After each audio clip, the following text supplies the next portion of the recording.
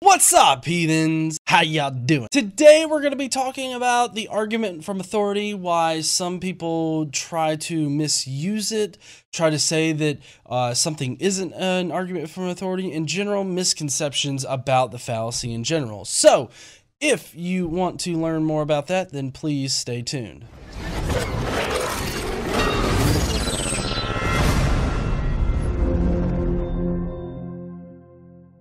Alright, so heathens, if you haven't seen my debate with Inspiring Philosophy from like a couple weeks ago, I have the links down below to both parts of the debate.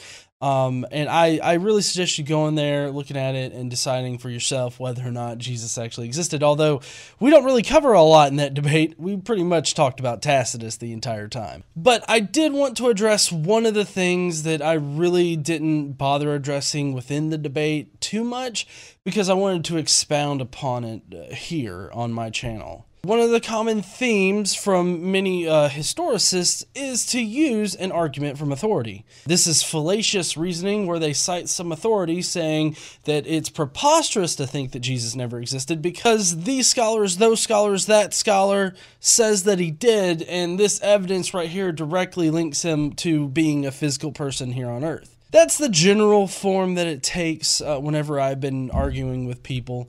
And it's not a very compelling way to argue because it shouldn't be the fact that you have or some kind of authority that makes whatever they're saying true. It should be the facts that the source uses to back up their claim should make what they're saying true. Not the fact that they are a scholar or anything like that. Now, just to, I guess, give you a good example, here's IP doing it in the debate. As even Jeff Lauder, one of the co-founders of infidels.org, noted, this has no apologetic merit for someone trying to argue for the resurrection or theology of Christianity. Historians like Ronald Syme, Michael Grant, Donald Martin, D.F. Chilver note Tacitus is one of the most reliable historians from the ancient world, especially from that era. Ronald Syme says, the prime quality of Cornelius Tacitus is distrust. It was needed if a man were to write about the Caesars. Tacitus was extremely skeptical. Anytime he doubted a passage, he wondered if it was wrong, he told us. He would say, I don't know if this is accurate. When I emailed Ronald Meller this week, I asked him about a lot of this stuff, and he said he thought Tacitus, based on this passage, would likely have been referring to earlier Roman sources based on how it reads, based on the linguistic style. Tacitus, in this one passage, doesn't bring up any skepticism. He doesn't even make any notice of Christian sources, mind you. He doesn't even seem any familiarity with Christian or Jewish sources through any of his writings. I don't know of many scholars who try to argue he was basically getting his information from that. Now, this particular fallacy, of course, is not only regulated to my debates with historicists, they occur elsewhere. Take, for instance, a recent video by Friended Forever. They have no idea what the they're talking about. They've never read The Social Conquest of Earth by E.O. Wilson or Descartes' Air by Antonio Damasio. They don't know about The Evolution of God or The Moral Animal by Robert Wright. They've never heard of The Righteous Mind by Jonathan Haidt, The Better Angels of Our Nature, or The Blank Slate by Steven Pinker, Bowling Alone by Robert Putnam, or American Grace by David Campbell and Robert Putnam. They never heard of Darwin's Cathedral by David Sloan Wilson, Beyond Revenge by Michael McClough, or Political Nature by Avi Tushman, or No Two Alike, Human Nature and Human Individuality by Judith Rich Harris. They really haven't read They don't know. Now, Friended here is saying that, oh, because quote-unquote most anti-theists haven't read all of these books by these particular authorities, that means that they either don't understand or they're going against the common consensus or anything like that. And that's just simply not true. Just because you disagree with a certain scholar or academic or whatnot, even if they're working in their own field, doesn't necessarily mean that you're wrong and they're right. Now, a lot of times they'll try to redirect this and say, well, no, it's only a fallacy if it's like an invalid authority or an authority that's outside of their specialized area. First of all, appealing to authority is not a fallacy. It's only a fallacy if you appeal to someone outside of your field. If I was appealing to Michael Jordan or Shaquille O'Neal, you should call me that out. But for example, if you and I were debating young Earth creationists, and I think you and I would probably agree on that because we both accept the theory of evolution, we would appeal to authority. We would appeal to the experts that did the genetic sequencing, that dug up the fossils because we didn't do it ourselves. We have to rely on what they're telling us about these fossils. So appealing to authority is not a fallacy. So, like, it would be like me asking the Wendy's cashier whether or not God exists and being like, well, the girl from right down the road from Wendy's said he doesn't exist, so therefore he doesn't exist. But that's not that's not the appeal to authority that I'm talking about.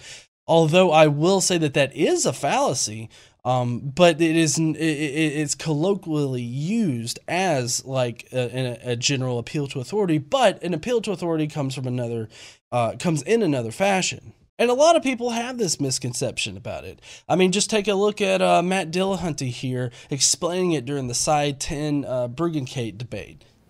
Fallacies, even in you've said too, that argument from authority is a logical fallacy. I admit that. However, it's not always a logical fallacy, because you have said that yourself. It's not a fallacy if you're appealing to the actual authority. Yes. Right. So there are instances when something is a logical fallacy and sometimes it isn't. Is that special pleading? Well, those aren't the same things. Is it special pleading to say that an argument from authority is sometimes a fallacy and sometimes it's not a fallacy? Argument from authority is always a fallacy. The fallacy is defined as appealing to an authority that is not an authority. In case you guys don't know, at the very end in the Q&A, I'm actually giving a question in that particular video. So it's linked below. Go and see what I asked Cy and his response to that. Now, what Matt did explain is indeed a fallacy. It's the fallacy of an argument from an invalid authority. But what I'm talking about here today is when you cite the authority rather than the evidence. And that's exactly what IP did earlier in the video, and that's what Friended did. So you can't just cite some authority saying, oh, look, this authority says this, that therefore it's true. Like I said before, the facts should back up what the authority is saying, and then it becomes true. The facts make it true, not the authority. And a lot of people, for some reason, don't understand this. So when a historicist or like IP or anybody else says that, well, the consensus is that Jesus existed in history. Okay, well, I'm challenging that consensus, and I'm looking at the original documentation. I'm looking at original historical documents, or even historical documents from even later on that are copies from the original. I'm looking at the source information, and I'm saying, well, no, this right here doesn't make sense, or this right here doesn't match what this authority is telling me. For you to go on and cite some authority and say that I'm wrong, I'm already challenging this authority, so that argument doesn't make sense when I'm already challenging the authority. Another thing that commonly happens at this point is you could pull out Robert Price or Richard Carrier or Raphael Lataster. You could pull out any name like that and be like, well, these people are either mythicists or agnostic and just don't know whether or not he did. That would be Lataster. You could pull out those. But again, just pulling out names right out of your ass doesn't make what you're saying true. Being able to explain why things are the way they are is so much more valuable than being able to cite an authority. Now, we get our information from the authorities, and the authorities can explain the information in coherent ways. But if we can't take that kind of information, the bare facts, and be able to argue for the position, then it really doesn't matter which authority says what. The example that I used in the debate is germ theory. Prior to germ theory, we had crazy ideas about how people got sick and the cures for that. But then somebody challenged the consensus. Somebody did the work to show that germs were actually causing disease and sickness. And once that was proved to be the thing, the consensus changed.